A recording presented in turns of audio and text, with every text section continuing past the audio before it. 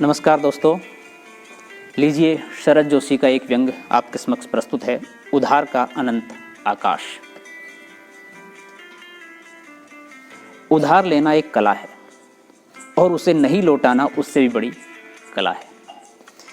इनमें परस्पर BA MA का संबंध है, यानी जो बीए करता है वह फिर धीरे धीरे एमए कर ही लेता है। धन्यवाद जी।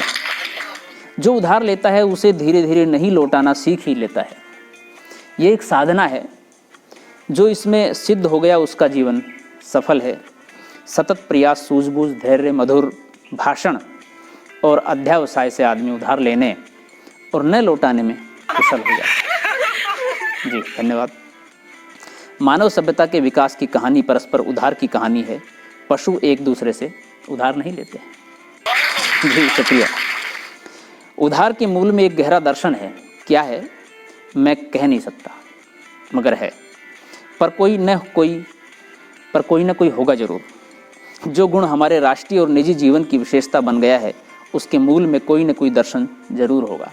उधार लेना मनुष्य के आशावादी होने का सबसे बड़ा प्रमाण है, और उधार देना तो आशावाद की इंतहा है। हमारा जीवन, समाज, सारा देश उधार पर टिका हुआ है। मानव जाति दो भागों में बटी हुई है, वे जो उधार लेते हैं और वे जो उधार जी देते हैं। आदमी आदमी के बीच आज उधार के ही छोटे छोटे पुल हैं। जब ये पुल टूट जाएंगे आदमी अकेला रह जाएगा। उधार हमारी मूल जीवन शक्ति है। कई लोग इस उम्मीद में जी रहे हैं कि वे उधार वसूल कर लेंगे, और कई लोग इस विश्वास के साथ जी रहे हैं कि कभी नहीं लौटाएंगे। जी शुक्रिया। उनका जीवन सफल। उधार ही वह धार है जो सतत चली आ रही है। हमारे सामाजिक, आर्थिक और राजनीतिक जीवन के खेत उसी से लहला रहे हैं।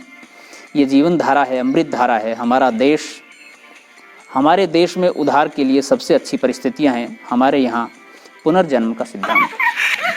आदमी जानता है कि इस जन्म में नहीं तो अगले जन्म में लौटा देंगे। ऐसी क्रेडिट फैसिलिटी किसी धर्म में नहीं। जैसे हमारे हिंदू धर्म में है, आत्मा स्थायी पूंजी है जो अमर है। शरीर एक बटवा है।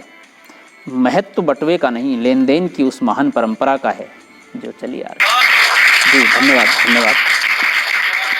हर पुरानी पीढ़ी नई पीढ़ी के नाम जो कर्ज छोड़ गई, और हर नई पीढ़ी ने कर्ज चुकाने से साफ इनकार कर दिया। एक परंपरा है उधार, एक परंपरा है उधार न लौटाना, परंपरा से विद्रोह। गालिब जो उधार की पी गए वह क्या बाद के शायर चुकाएंगे? निराला ने जो कर्ज नहीं लौटाया उसे क्या हम लौटाएंगे? हम गालिब और निराला के वंशज, हम क्या नया कर्ज लेंगे? पुराना लौटाएंगे नहीं। जो अंगूठा दिखा सकते हैं उन्हें ही हाथ फैलाने का अधिकार है। हम सिर से पैर तक कर्ज में डूबे हुए हैं, पर क्या आप मछली को पानी में डूबा हुआ कह सकते हैं? वही तो उसका जीवन है। हमें कर्ज के पानी से निकालोगे तो हम तड़प के मर जाएंगे। हम फिर पानी में कूदेंगे, यानी कर्ज लेंगे। जी शुक्रिया। और आदमी ही नहीं, देश भी उधार लेता है साहब। हमारे वित्त मंत्रालय को चाहिए कि अपने कार्यालय के सामने कोलंबस की प्रतिमा लगाए। यदि वह अमेरिका नहीं खोजता तो फिर हम कहाँ से उधार लेते हैं? और अमेरिका ही क्या, आप जो देश बताओ हम उसी से उधार ले ले साहब। ये सृष्टि कितनी विराट है, कितने देश हैं, कितने द्वीप हैं छोटे छोटे। हम सबसे उधार ले सकते हैं। यदि सब हमें थोड़ा थोड़ा उधार दें तो उनका कुछ नहीं बिगड़ेगा, मगर हमारा तो बजट बन जाएगा ना। उधार की सीमा अनंत आकाश है। ये चांद, ये तारे, देखो एक रॉकेट चांद की तरफ जा रहा है। कोई इसमें हमारे वित्त मंत्री को बैठा दे, वे वहाँ से भी कर्ज ले आएंगे। जी शुक्रिया शुक्रिया। ये आकाश कितना फैला हुआ है, और हमें तो थोड़ा सा, बहुत थोड़ा सा उधार चाहिए बस। कुछ लोग कर्ज को भार मानते हैं। कर्ज भार नहीं है, वह तो गैस का गुब्बारा है जो हमें ऊपर उठाता है, आकाश की सैर कराता है। अगर गैस का गुब्बारा बड़ा हो तो वह भार तो नहीं हो सकता। और जब से बैंकों का राष्ट्रीयकरण हो गया, कर्ज लेना न केवल हमारा अधिकार है वरन कर्तव्य भी। उधार लेना राष्ट्र के विकास से सक्रिय योग देना है। बैंक इसे इशारा करके बुलाते हैं, फुसलाते हैं, बहकाते हैं, कर्ज ले लो। चारों तरफ 14 बैंक हैं और बीच में मैं अकेला। मैं क्या कर सकता हूँ? अर्थ कि इन मेनकाओं के सामने मेरे धीरज का विश्वामित्र टूट जाता है और मैं उधार ले लेता हूँ।